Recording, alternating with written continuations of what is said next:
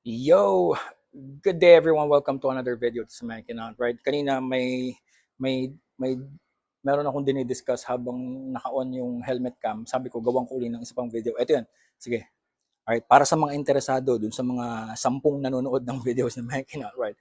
So nanggaling ako sa Marilaki, umakyat ako hanggang Sampaloc, tapos Sampaloc pababa, tapos nagpabalik-balik lang ako.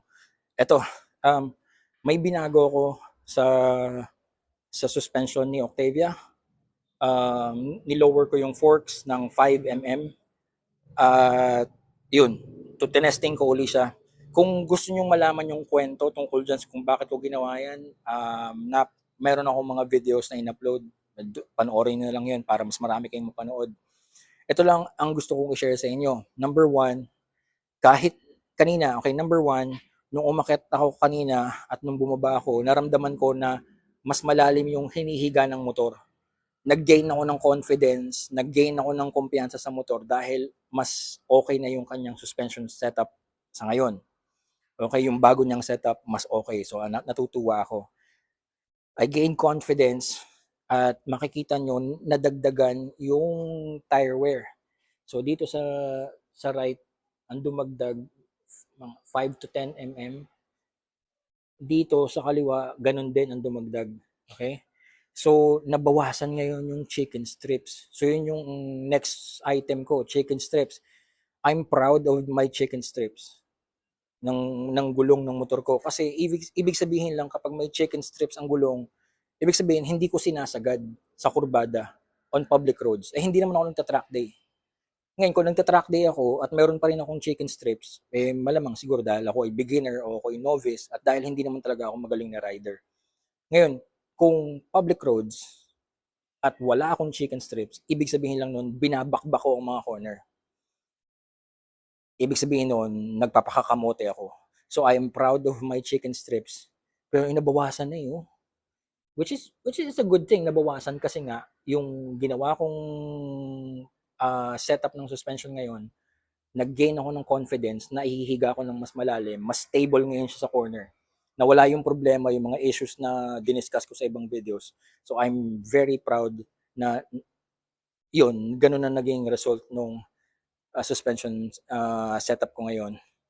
And I'm also proud, again, na meron pa rin akong chicken strips dahil yan yung indication ko na hindi ko sinagad, ibig sabihin, nagpakatino pa rin ako. Kahit na may pagkakamote pa rin.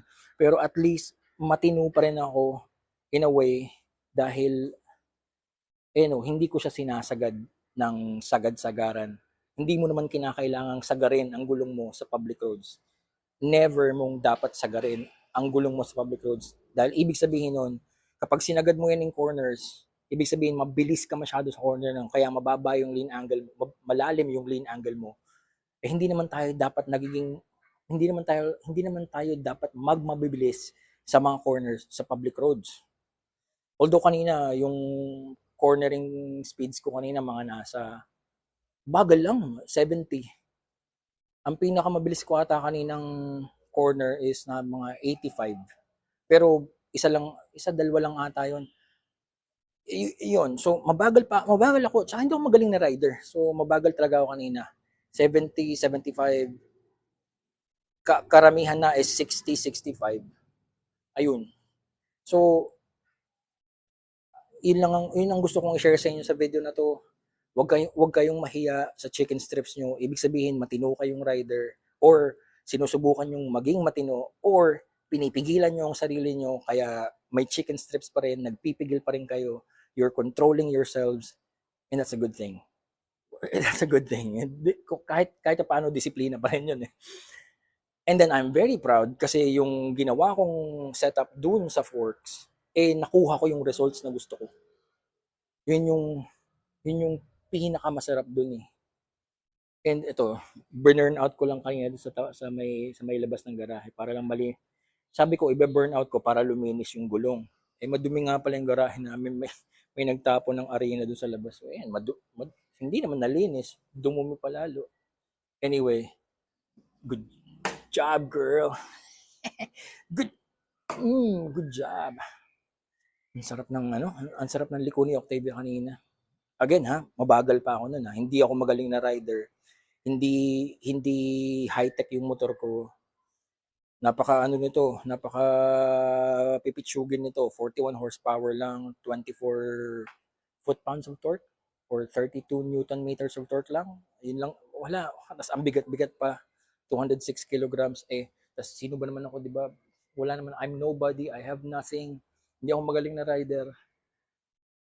Makapal lang talaga mukha ko na nagva-vlog ng ganito. Kasi may natutunan ako sa iba na gusto kong i-share sa inyo, paying it forward. But I mean, if you look at me, I mean, wala. Pwede mo akong pitik-pitikin lang kasi hindi ako mahalaga sa riding community. But again, yeah, sorry.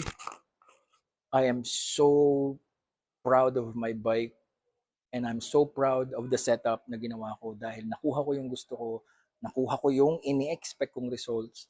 I'm proud of myself dahil yung mga natutunan ko na i-apply ko. I'm proud of my bike kasi kung ano yung inputs na ibigay ko sa kanya, binibigay niya sa akin pabalik yung gusto kong response. And I'm I'm proud of this channel, Man Cannot Ride. Uh, I'm just happy today. I'm just really, really happy today. Nga pala, happy birthday again to my dad kasi dalawa yung birthday niya sa isang taon. Huwag niyo na akong tanongin kung bakit. Basta, happy birthday, uh, part 2, dad. And then, ano ba? Ano pa ba? It's just a good day. It's just a good day. Good job, Octavia. Good job. Good job.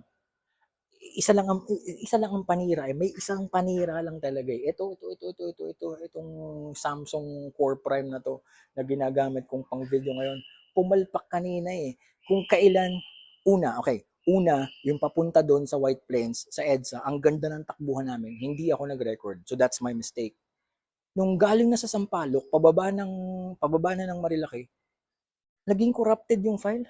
Anak ng tinapa. Ito kasi, 1 hour lang ang kanyang continuous recording. Kapag naka-isang oras na, nag-automatic off na yung recording. Pag hindi ako tumigil para mag-restart ng recording, hindi ko mare-record yung buong ride. So every now and then, tumitigil ako para mag-stop and start recording again. Yun, nakita ko. Pagtigil ko, uy, wala. Ito lang ang panira ngayong araw to. Ito ang pasaway ngayong araw na to. Ito. But anyway, everything else is good. It's I just want to ride. I just want to ride. Ayun. I'm proud of the chicken strips. Ibig sabihin, nagpipigil pa rin ako. Well, tingnan natin, hopefully. I don't know. Nasa bucket list ko pa rin ang makapag-ride sa racetrack. Pero, malabo pa yun. Maraming kailangan para doon. I need new tires. I need to redo my suspension oil. I think I have to change drivetrain siguro before I can be confident na isaba ko si Octavia sa racetrack. At saka ipapagawa ko pa pala yung head bearing nito kasi hanggang ngayon hindi ko pa rin napapagawa. So marami pa akong ayusin kay Octavia para maging worthy siya na isabak sa track. So sa ngayon, enjoy lang muna tayo sa public road riding. Ayun, Octavia. My CF Moto 400 NK. This is the 2019 model. O ito yung mga tropa niya dito. Ito yung Vulcan. Ito yung XSR. Ayun, yun yung MT650 ng CF Moto din. Yung ano to, Bristol to. Ito, NMAX. Nasaan pa yung mga tropa niya? Nandito pa yung, wala yung Bergman, wala yung Honda Beat. Ito, bike ng anak ko, road bike ng anak ko. Ito yung road bike ko. Yun yung touring bike ni Mrs. Oh, by the way, this is Lucy. This is Lucy, the number 311 car. Okay, this is Lucy. Wala si Sofia dito. Ano ba? Nasaan pa mga tropa pa nito? May ilang motor pa dito eh. Ayun, nandun sa sulok yung isa oh. Yung parang dirt bike something. And speaking of bikes, planuhin ko na kaya magkaroon ng isa pang motor? Twist and go? Ayoko nito eh. Ayoko nito.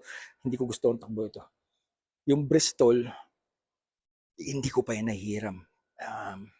Try kong hiramin sa isang araw. Ayoko kasi na may top box eh. Kasi pag may top box, panggulo eh. Panggulo sa weight bias saka sa wind drag. Anyway, Octavia, alright, say bye for today. Okay, we will see you on the next video dito sa Man Cannot Ride.